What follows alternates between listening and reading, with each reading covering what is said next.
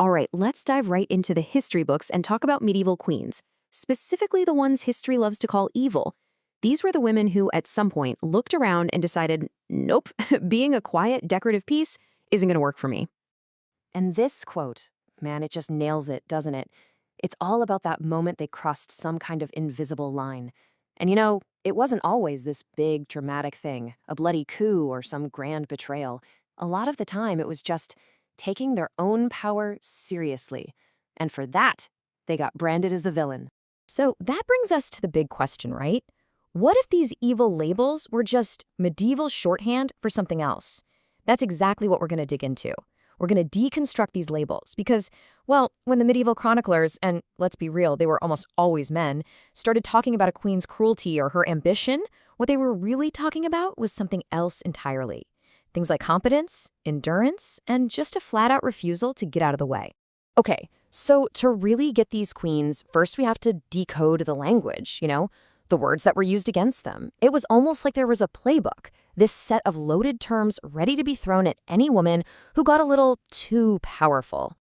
So cruel. We all think we know what that means, right? But in the medieval context, it was basically code for a woman who just did things without apologizing. A perfect example? Margaret of Anjou. Her husband, King Henry VI of England, was, let's just say he was mentally checked out. So what did she do? She didn't wait for someone to give her permission. Nope, she took control. She raised armies and she fought a whole civil war to make sure her son got the throne. Now, a man who did that, he'd be called strong, a great leader. But Margaret, she was called cruel and monstrous. Why? Because she governed like she meant it and she never ever said sorry for it. But it wasn't all swords and battles, not at all. Some of the most effective queens didn't rule that way. They wielded power through pure strategy, patience, and this deep understanding that sometimes the smartest thing you can do is just wait. Let your opponent completely self-destruct. And here, we've got two totally different ways to play that waiting game. First up, Isabella of France. Her husband, King Edward II, publicly humiliated her. But she didn't freak out. She didn't rebel. Instead, she just watched. She took notes. She quietly built her alliances while he was busy making enemies out of everyone. And when the time was right, poof, his support base was gone. Then you have Eleanor of Aquitaine, who was playing a totally different game. She was like a geopolitical chess master, using her own children's marriages to literally redraw the map of Europe. So see, both were incredibly patient, but one was playing the long game inside her own court, while the other was playing it on a continental scale. And there's yet another kind of quiet power, one that honestly might have been the most terrifying of all, especially to the chaotic medieval nobles. And that was just being really, really good at your job. We're talking sheer administrative competence. And this was the weapon of choice for women like Constance of Sicily. Yeah, Constance's whole style was described as cold and legal. And you know why? Because it worked. It was devastatingly effective. She didn't need to hire assassins. She used paperwork. She used laws, decrees, and basically just the slow, methodical suffocation of her rivals' privileges. Think about it. For a bunch of nobles who thrived on chaos and confusion, a queen who actually brought order, well, that was the most dangerous thing in the world. All right, so we've talked about the patient ones, but not every queen played that game. Some were the exact opposite. They ruled loudly, they ruled decisively, and they absolutely refused to just be a pretty decoration in their own court. And that brings us right back to Margaret of Anjou. I mean, she is the perfect example of this. The English nobility was terrified of her, but not because she was bad at her job. It was because she was the only one holding the entire crumbling kingdom together. Her real crime, if you want to call it that, was just taking charge without asking all the men around her for permission first. Okay, now this is a wild one. A rivalry that spanned generations between two Frankish queens who were absolute masters of unapologetic rule. You had Brunhilde, who was just relentless. She ruled for decades and used the law itself as a weapon to get rid of her rivals. But her arch-nemesis, Fredegund, well, she liked a more direct approach. For Fredegund, assassination wasn't the last resort. It was just an item on her to-do list. She ruled through pure, unfiltered fear. Both of them were brutal. Both were effective, and, surprise, surprise, both were labeled as monsters by the history books. And then there's Recca of Lyon. Her brand of evil wasn't really about cruelty. It was about endurance. The woman just refused to go away. Seriously, her story is a masterclass in survival. Her whole reign was just this chaotic mess of civil war, betrayals, horrible husbands, you name it. And the chroniclers? They called her arrogant and immoral. But why? Mostly because she refused to listen to any of the men who were trying to control her. Her greatest act of power, when you think about it, wasn't one battle or one clever scheme.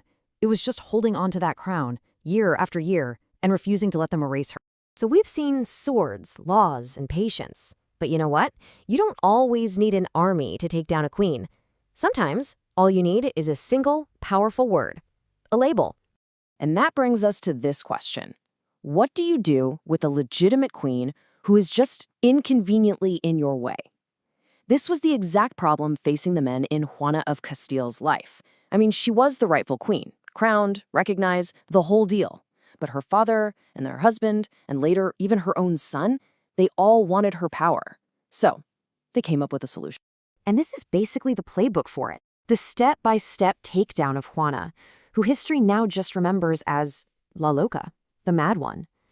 Every time she got angry about being lied to or undermined, which was a totally reasonable response, they wrote it down as proof that she was unstable.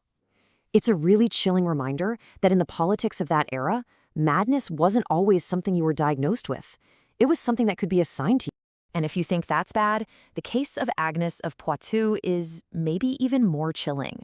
She was the regent of the Holy Roman Empire, and by all accounts, she was competent, she was cautious, but the nobles around her, they decided her careful approach was actually a weakness. So they didn't stage a big rebellion. They just stopped listening to her. They literally kidnapped her son, took power for themselves, and that was that.